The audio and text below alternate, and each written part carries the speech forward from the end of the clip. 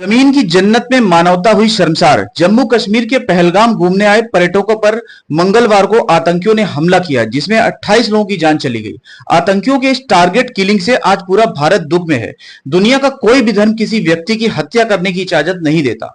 कुरान 5:32 में लिखा है कि जिसने जानबूझकर किसी को मारा उसने पूरी मानवता को मार डाला, और जिसने किसी की जान बचाई उसने पूरी मानवता को बचा लिया।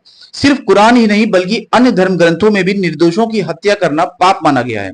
इन हत्यारों का कोई मजहब नहीं होता, बल्कि ये दूसरों द्वारा गुमराह किए हुए ऐसे लोग हैं जो धर्म को जाने बिना जन्नत के चक्कर में नर्क या जहन्नम में जाने की तैयारी कर रहे हैं। ना तो इन्होंने कुरान पढ़ी है और ना ही ये कुरान के बताए हुए रास्ते पर चल रहे हैं, क्योंकि अगर इन्होंने कुरान पढ़ी होती तो ये इस तरह से निर्दोषों की हत्या ना करते। क्या इन्हें वहां पर अनाथ मासूम बच्चों की चीख, उनका रोना नहीं दिखाई देता? एक वीडियो में एक छोटे बच्चे को दिखाया गया जिसके पिता की हत्या कर दी गई और वह बच्चा अब अनाथ हो चुका है। क्या होगा उस बच्चे का भविष्य? क्या तुम उसके सर से ममता का हाथ छीनने वाले अपराधी नहीं हो? कहते हैं बच्चों में फरिश्ते बसते हैं। यह भी कहते हैं कि अगर मस्जिद ना जा पाओ तो किसी बच्चे को हंसा दो तो खुदा तुमसे खुश होगा।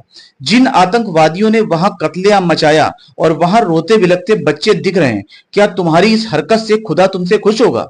लोगों के बहकावे में आकर धर्म के नाम पर हत्या करना बंद करो। जाकर देखो हमारे देश में उन लोगों को जो 2 वक्त की रोटी कमाने के लिए घर से निकलते हैं और कारखानों और ऑफिस में हिंदू मुसलमान एक साथ काम करते हैं और लंच होने पर साथ में बैठकर एक साथ खाना खाते हैं।